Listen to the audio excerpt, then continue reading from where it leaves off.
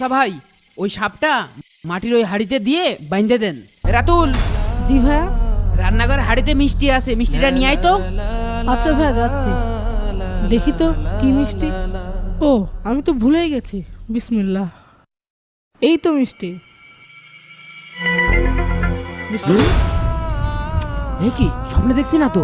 আরে হাড়ির ভিতরে মিষ্টি আসলো কি করে? ভাইয়া, এই যে মিষ্টি। হ্যাঁ, মিষ্টি?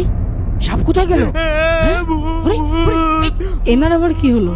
ভূত ভূত ভূত, আল্লাহ গো বাঁচাও, ভূত ভূত, আল্লাহ গো। এই হাড়ির ভিতরে তো সাপ ছিল। সাপ কোথায় গেল? কিসের সাপ? তোর কিছু হয়নি তো ভাই? আমার মাফ করে দিস ভাই। হুজুর, জি, আমরা দুই ভাই ইসলাম গ্রহণ করতে চাই। তোমরা ইসলাম ধর্ম গ্রহণ কেন করতে চাও? তাহলে শুনুন।